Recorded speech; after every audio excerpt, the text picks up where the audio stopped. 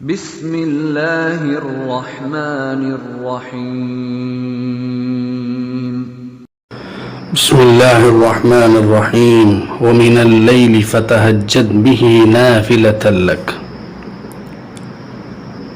اللہ تبارک و تعالی اس آیت میں اپنی پیارے نبی حضرت محمد صلی اللہ علیہ وسلم کو اور آپ کے واسطے سے ساری امت مسلمہ کو یہ حکم دیتے ہیں کہ اے نبی صلی اللہ علیہ وسلم، آپ رات کے ایک حصے میں اٹھ کر تہجد کی نماز پڑھیے، درحالے کہ یہ نماز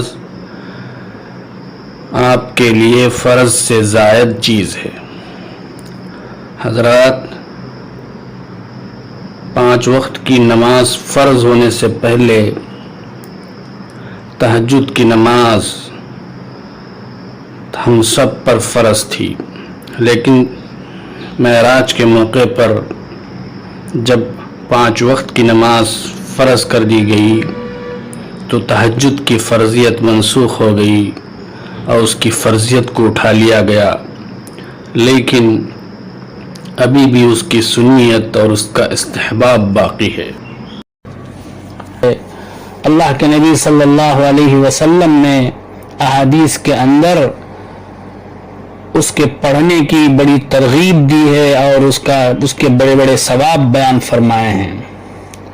چنانچہ ترمذی شریف کی روایت ہے، اللہ کے نبی صلی اللہ علیہ وسلم نے فرمایا، علیکم بقیام اللیل، اے لوگو تم قیام اللیل یعنی تہجد کی نماز پڑھنے کو لازم کر لو، فإنہ دأب الصالحین قبلکم، کیونکہ تہجد تم سے پہلے لوگوں کا، تم سے پہلے گزرے ہوئے انبیاء اولیاء کا طریقہ ہے۔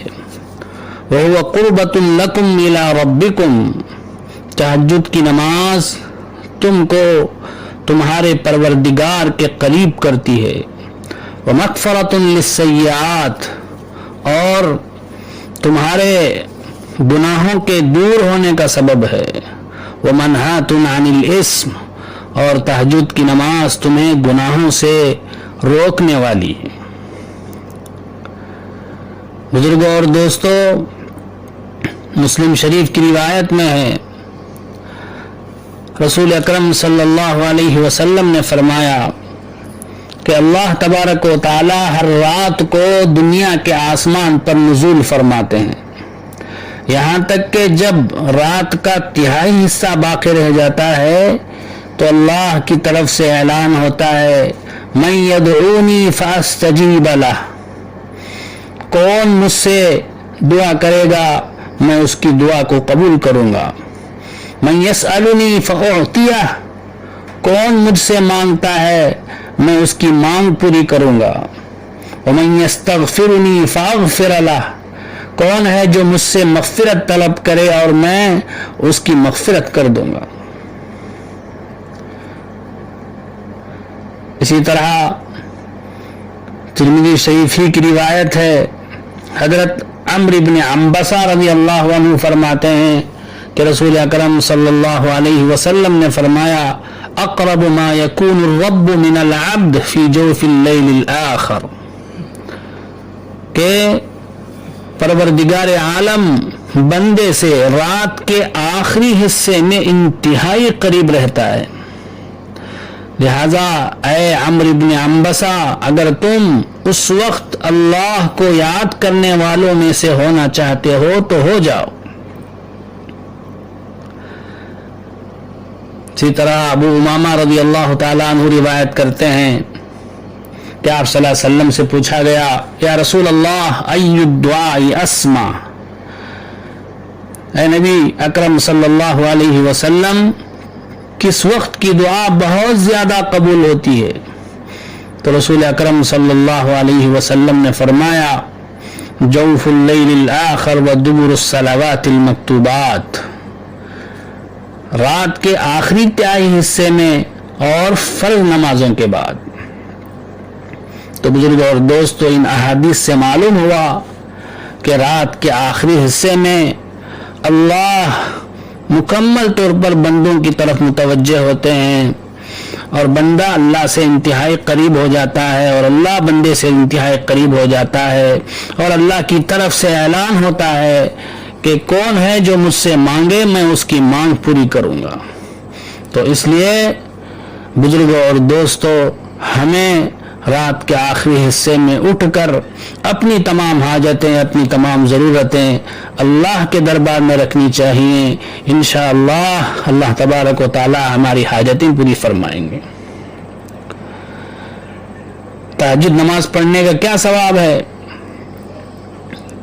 चुनाचे तिरमिज़ी शरीफ की एक रिवायत है, आप सल्लल्लाहु अलैहि वसल्लम ने फरमाया, इन्न फिल जन्नति गुरफा युरा ज़ाहिरुहा मिन बातिनिहा व बातिनुहा मिन ज़ाहिरिहा।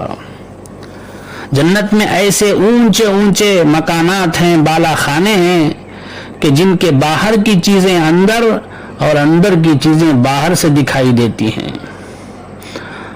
अअद्दल्लाहु लिमन अलानल कलाम व अतअमत ताम व ताबअस सियाम व सल्ला बिल्लैलि वन्नासु नियाम। अल्लाह तबारक व तआला ने ये बाला खाने उन लोगों के लिए तैयार किए हैं जो लोगों से नरमी से बात करते हैं।